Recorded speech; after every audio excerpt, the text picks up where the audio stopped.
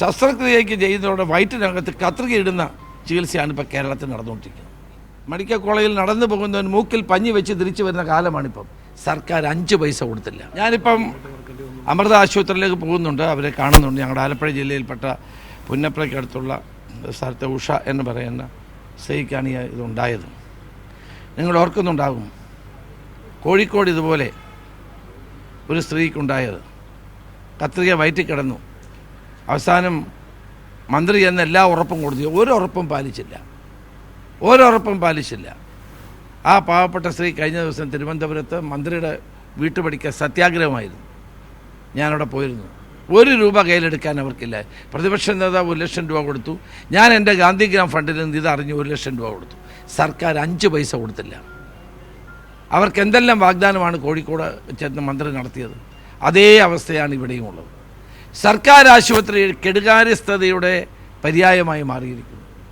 പാവപ്പെട്ട ആളുകൾക്ക് മെഡിക്കൽ കോളേജിൽ പോകാൻ പറ്റില്ല, സർക്കാർ ആശുപത്രിയിൽ പോകാൻ പറ്റില്ല.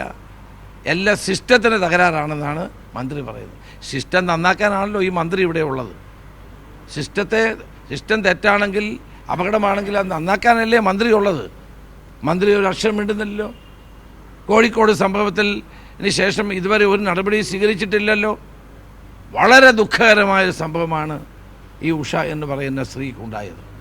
ഒരു ന്യായീകരണവും ഗവൺമെൻറ്റിൻ്റെ ഭാഗത്തുനിന്നോ സർക്കാരിൻ്റെ ഭാഗത്തുനിന്നോ ഉണ്ടായാൽ അത് നമുക്ക് സ്വീകാര്യമല്ല. അടിയന്തരമായി അവരുടെ മുഴുവൻ ചെലവ് വഹിക്കണം. ഇവർക്ക് അടിയന്തരമായി എല്ലാവിധത്തിലുള്ള സഹായങ്ങളും ചെയ്തു കൊടുക്കണം. ആരോട് പറയാനാണ്? പറഞ്ഞിട്ട് കാര്യമില്ലാത്തത് കൊണ്ട് നിങ്ങളോട് ഞാൻ പറയുകയാണ്, ഒരു കാര്യവുമില്ല. ഈ സർക്കാരിൻ്റെ ഭാഗത്തുനിന്ന് ഒരു സഹായവും കോഴിക്കോട്ടെ സ്ത്രീക്ക് ഉണ്ടായില്ല. ഇപ്പോഴും ഉണ്ടാകുമെന്ന് എനിക്ക് പ്രതീക്ഷയുമില്ല.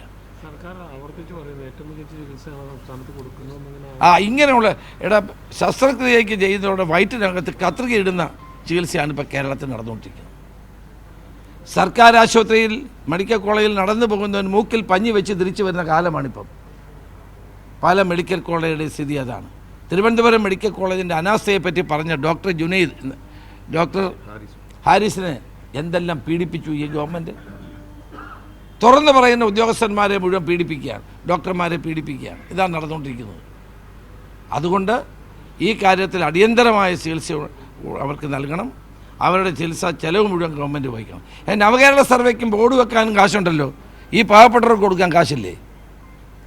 രാജ്യം മുഴുവൻ മുഖ്യമന്ത്രിയുടെ തല വെച്ചുള്ള ബോർഡല്ലേ, അതിനെവിടുന്ന കാശ്? അപ്പോൾ ഈ പാവപ്പെട്ടവർക്ക് ഗവൺമെൻറ്റിൻ്റെ അനാസ്ഥ കൊണ്ടുണ്ടായ ഗുരുതരമായ ഒരു പ്രശ്നമാണിത്. 5 വർഷമായിട്ട് ആ സ്ത്രീ തൻ്റെ വയറ്റിൽ കത്രികയായിട്ട് നടക്കുകയാണ്, വേദന അനുഭവിക്കുകയാണ്. ഒരു മനുഷ്യ സ്ത്രീ ഇത്രയും വലിയ വേദന അനുഭവിച്ചിട്ട് മന്ത്രി ഒന്ന് വിളിക്കുക പോലും ഇതുവരെ ചെയ്തിട്ടില്ലെന്ന് വീട്ടുകാർ പറയുന്നു.